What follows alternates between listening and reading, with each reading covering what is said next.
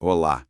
Hoje a gente vai analisar um tema médico que, olha, muita gente associa quase que direto a uma condição específica, o sarcoma de Kaposi. A maioria pensa logo em HIV, né? Essa associação é bem forte. Mas, como geralmente acontece na medicina, a história é um pouquinho mais complexa, cheia de detalhes. Nossa missão aqui hoje é explorar o que realmente é o sarcoma de Kaposi, com base nas informações que a gente tem. Vamos, desvendar os diferentes tipos, as causas e as características dessa condição, sabe? Indo um pouco além dessa conexão mais óbvia. Certo, vamos começar a desembrulhar isso então? O que exatamente define o sarcoma de Kaposi? Qual que é a natureza fundamental dele? Olha, fundamentalmente ele é classificado como um tumor maligno angioproliferativo. Esse termo pode parecer um pouco técnico, né? Mas angioproliferativo significa basicamente que ele envolve uma proliferação, um crescimento assim meio excessivo e descontrolado de vasos sanguíneos. A origem dele está nas células que formam a camada mais interna desses vasos, o que a gente chama de endotélio vascular. Dá para pensar nisso como o revestimento interno dos nossos vasos, sabe? E sim, essa associação que você falou com o HIV é super importante e foi historicamente bem marcante. Além disso, tem uma ligação direta, causal mesmo, com um vírus específico, o herpes vírus humano tipo 8, ou HV8.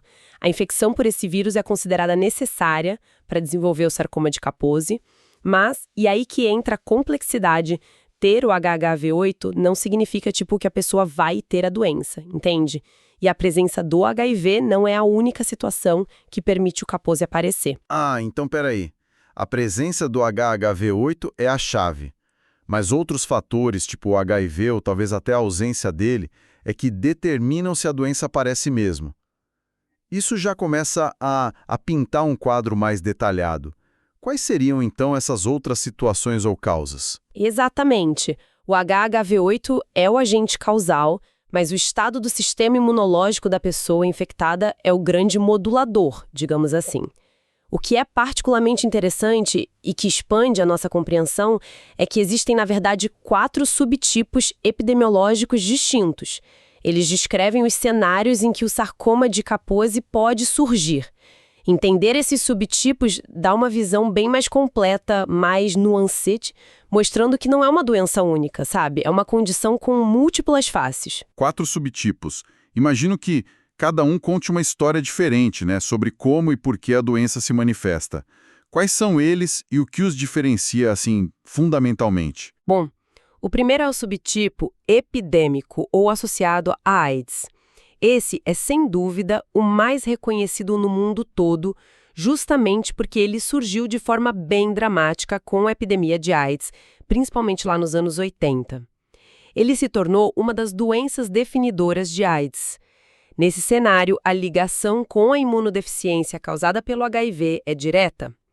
A contagem das células CD4, que são aqueles linfócitos T essenciais para a nossa defesa e que são o alvo principal do HIV, é um marcador crucial aqui. Quanto mais baixa essa contagem de CD4, indicando uma imunidade mais comprometida, maior a probabilidade do sarcoma de Kaposi surgir e também das lesões serem mais extensas ou agressivas. Entendi. Nesse caso, então, o HIV derruba o sistema imunológico e isso meio que abre a porta para o HHV8 causar o sarcoma de Kaposi. Faz sentido que a queda das células de defesa seja, diretamente proporcional ao risco. E os outros subtipos, como eles se encaixam nisso, especialmente se não envolvem o HIV? Então, a gente tem também o subtipo iatrogênico. Essa palavra iatrogênico significa que é uma condição causada como resultado de um tratamento médico. Esse subtipo é bem relevante hoje em dia em pacientes que recebem terapia imunossupressora, ou seja, medicamentos que diminuem a atividade do sistema imunológico. O exemplo mais clássico são os pacientes transplantados de rim, fígado, coração, enfim, que precisam tomar esses remédios continuamente para evitar a rejeição do órgão, né? Essa imunossupressão pelos remédios, embora seja necessária para o sucesso do transplante, ela cria uma vulnerabilidade parecida com a causada pelo HVV8. Isso permite que o HHV8, se a pessoa tiver o vírus, se manifeste como sarcoma de Kaposi. Daí a necessidade de uma vigilância dermatológica e clínica constante nesses pacientes. Fascinante isso.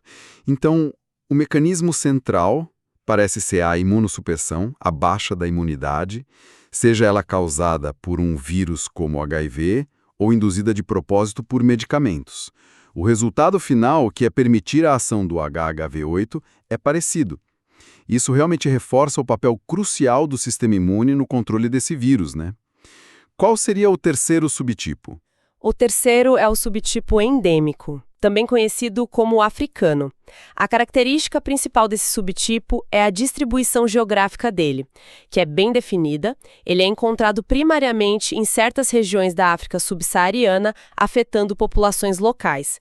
E isso acontecia mesmo antes da epidemia de HIV se espalhar pelo continente. Existem até variações dentro desse subtipo, algumas que afetam crianças e são mais agressivas. Isso sugere que, além do HHV8 e do estado imune, talvez possa haver fatores genéticos ou ambientais específicos daquelas regiões que influenciam a prevalência e a manifestação da doença. Subtipo geograficamente restrito. Esse é um lembrete forte de como as doenças podem ter padrões muito diferentes em populações distintas, né? Possivelmente por interações complexas entre genética, ambiente e o próprio patógeno. E qual seria o último dos 4 subtipos? O último é o subtipo clássico. O nome pode até gerar uma confusão, porque, apesar de ser clássico, ele hoje em dia é uma das formas menos comuns da doença, especialmente se a gente comparar com o epidêmico ou mesmo com o iatrogênico em certas populações. Esse foi o primeiro tipo de sarcoma de Kaposi a ser descrito lá no século XIX, muito antes da descoberta do HIV ou mesmo do HHV8. Tipicamente, ele afetava homens mais velhos, geralmente acima dos 60 anos, com ascendência do Mediterrâneo, leste europeu ou de origem judaica ashkenazi. As informações que a gente tem mencionam especificamente homens brancos nesse contexto original. Geralmente, essa forma clássica tem um curso mais indolente, mais lento, com lesões que progridem devagar, principalmente nas pernas. Acredita-se que uma combinação de fatores genéticos e talvez um declínio natural da imunidade com a idade, a imunossenescência, contribuam para o desenvolvimento em pessoas infectadas com HHV8. Que interessante essa trajetória histórica. Uma doença descrita lá no século XIX num grupo específico, depois explode globalmente com a AIDS, é vista em transplantados e ainda tem uma forma endêmica na África. 4 cenários bem distintos para uma condição ligada ao mesmo vírus. Isso realmente muda a percepção. Agora, falando das manifestações visíveis, como essas lesões do sarcoma de Kaposi se parecem? O material descreve a aparência delas. Sim, descreve. A aparência é bastante característica, o que ajuda na suspeita clínica. As lesões são tipicamente de cor violácea, ou um roxo avermelhado, ou meio acastanhado, sabe? Elas podem se apresentar de 2 formas principais na pele. Podem ser planas, tipo manchas sem relevo, que a gente chama de máculas, ou podem ser elevadas, formando pequenas pápulas, nódulos ou até placas maiores e mais infiltradas.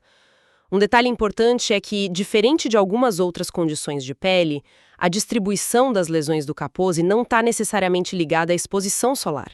Elas podem surgir em qualquer parte do corpo. Entendi. A cor violácea e a forma, se é plana ou elevada, são as chaves visuais e podem aparecer em qualquer lugar. Mas existe alguma preferência? Alguma área do corpo onde elas são mais encontradas? As informações apontam que as pernas, especialmente a parte inferior, tornozelos e pés, são locais muito comuns, principalmente na forma clássica. Mas isso não é exclusivo, tá? As lesões também podem ocorrer com frequência no rosto e nariz, pálpebras, orelhas, no tronco, nos braços e também na região genital.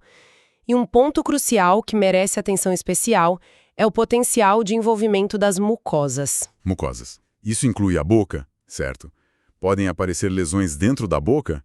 Tipo na gengiva, no céu da boca ou na língua? Exatamente. O envolvimento da mucosa oral é relativamente comum, viu? Especialmente nos subtipos epidêmico e iatrogênico. As lesões podem surgir no palaço, que é o céu da boca, nas gengivas, na língua, na parte interna das bochechas. Elas podem ser indolores ou causar desconforto, às vezes sangramento, dificuldade para comer. E essa capacidade de afetar mucosas não se limita à boca, pode ter envolvimento da conjuntiva nos olhos, da mucosa nasal e da mucosa genital também. E além da pele e das mucosas que a gente vê, você mencionou algo sobre órgãos internos. Isso quer dizer que a doença pode ir mais fundo ainda? Sim, e esse é um aspecto muito importante da doença que a gente chama de envolvimento visceral. O sarcoma de Kaposi pode afetar órgãos internos. O trato gastrointestinal, estômago e intestinos é um dos locais mais comuns de acometimento visceral. As lesões podem estar presentes no revestimento interno desses órgãos, podendo causar sintomas como dor abdominal, diarreia, sangramento digestivo ou, em casos mais raros, obstrução. Além do trato gastrointestinal, os pulmões também podem ser afetados, levando a sintomas respiratórios como tosse, falta de ar, dor no peito. Outros órgãos, como fígado, baço e linfonodos, também podem ser envolvidos, embora com menos frequência. Uau! O envolvimento visceral realmente eleva a complexidade e a potencial gravidade da condição. Imagino que identificar se há ou não esse acometimento interno seja crucial para o manejo do paciente. Sem dúvida alguma. A presença de envolvimento visceral geralmente indica uma doença mais avançada ou mais agressiva, especialmente nos subtipos epidêmico e iatrogênico. E isso impacta diretamente nas decisões de tratamento e no prognóstico. Por isso, dependendo do subtipo, da extensão das lesões na pele ou mucosas e do estado imunológico do paciente, pode ser necessária uma investigação adicional, como endoscopias ou exames de imagem, para avaliar a extensão da doença internamente. É impressionante a quantidade de variáveis para considerar. Os 4 subtipos com contextos tão diferentes, as lesões que podem ir da pele às mucosas e até órgãos vitais como pulmões e trato digestivo. Tudo isso modulado pelo sistema imunológico e pela presença do HHV8. Gerenciar todo esse conhecimento, conectar os pontos e aplicar na prática clínica deve ser um desafio constante para quem está na área da saúde, né? Especialmente para estudantes em formação. Com certeza. A quantidade de informação na medicina é, assim, vasta e sempre crescendo. Para condições como o sarcoma de Kaposi, que tem múltiplas apresentações e contextos, é fundamental ter não só o conhecimento factual, mas também a capacidade de integrar tudo isso e raciocinar clinicamente. Ferramentas que ajudam a organizar, a revisar e a testar esse conhecimento de forma eficiente são, incrivelmente valiosas nesse processo de aprendizado contínuo. E falando nisso, em organizar o aprendizado e se preparar, se quem nos ouve é estudante e quer se preparar de verdade, seja para as provas de residência ou para consolidar os conhecimentos para a prática, vale a pena dar uma olhada. Entra agora em medcob.com.br, baixa o app e aproveita o maior banco de questões do Brasil. Tem provas anteriores de todas as instituições, milhares de questões comentadas por especialistas, além de resumos práticos, aulas completas e flashcards prontinhos para revisar onde quiser, seja no ônibus, no intervalo do plantão, em casa. Fica aí a sugestão para quem busca um recurso completo e eficaz para os estudos. Uma excelente ferramenta mesmo, para auxiliar nessa jornada de aprendizado. E voltando à aplicação clínica desse conhecimento sobre o sarcoma de Kaposi, um ponto interessante que foi mencionado no material de base, no contexto em que essa discussão foi originalmente apresentada, é que o sarcoma de Kaposi estava sendo considerado como uma possibilidade diagnóstica para um paciente específico, mas ele foi eventualmente descartado. E o motivo para descartar foi justamente a ausência de fatores de risco compatíveis na história clínica daquele indivíduo. Ele não se encaixava em nenhum dos 4 subtipos epidemiológicos que a gente conhece. Isso ilustra perfeitamente a importância prática de conhecer esses diferentes cenários. Sabe, não basta ver uma lesão violácea, é preciso analisar todo o contexto do paciente. Idade, origem, história médica, uso de medicamentos, status de HIV, para interpretar corretamente o achado. Perfeito. Isso demonstra que o conhecimento epidemiológico e dos subtipos não é só teoria, né? É uma ferramenta diagnóstica essencial no dia a dia, Ajuda a refinar o raciocínio e evitar conclusões apressadas baseadas só na aparência da lesão. Exato. Então, se a gente fosse resumir os pontos cruciais que exploramos hoje, a mensagem central é que o sarcoma de Kaposi é uma condição muito mais multifacetada do que a sua associação mais famosa com HIV poderia sugerir.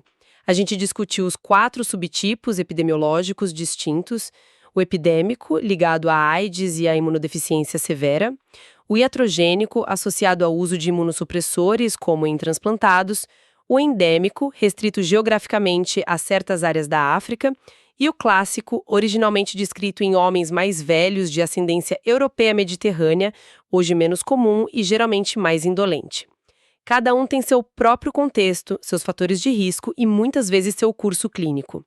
A ligação com a infecção pelo HHV8 é o elo comum, mas a forma como a doença se manifesta depende crucialmente do estado do sistema imunológico do hospedeiro. Exatamente. E além dos subtipos, a gente detalhou as características das lesões. A cor violácea típica, a apresentação como máculas planas ou pápulas nódulos elevados, e sua capacidade de surgir em qualquer parte da pele, não só em áreas expostas ao sol, sendo comuns nas pernas, mas também no rosto e genitais.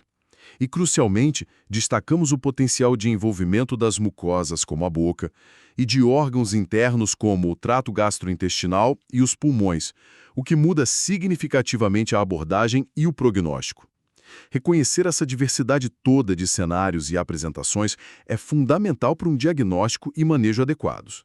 Então, pensando em tudo isso, qual seria uma reflexão final, algo para levar dessa nossa análise? Olha, talvez a reflexão mais profunda que surge dessa discussão seja sobre a interação, assim, intrincada e delicada entre vírus oncogênicos como o HVV8, o nosso próprio sistema imunológico e o desenvolvimento de cânceres. O sarcoma de Kaposi é um exemplo perfeito de como a nossa imunidade, que normalmente nos protege, quando ela se encontra comprometida ou alterada, seja por uma infecção viral crônica, como o HIV, seja por intervenções médicas necessárias, como os imunossupressores, pode paradoxalmente permitir ou até facilitar o surgimento de uma neoplasia ligada a um vírus que, em outras circunstâncias, poderia ficar latente ou ser controlado. Fica a reflexão sobre essa complexa dança biológica, como o equilíbrio tão tênue entre o agressor, que é o vírus, a defesa, que é o sistema imune, e o próprio organismo pode ser desfeito por diferentes fatores, levando a consequências tão significativas como o desenvolvimento de um câncer. É um campo que continua nos ensinando muito sobre biologia tumoral e imunologia.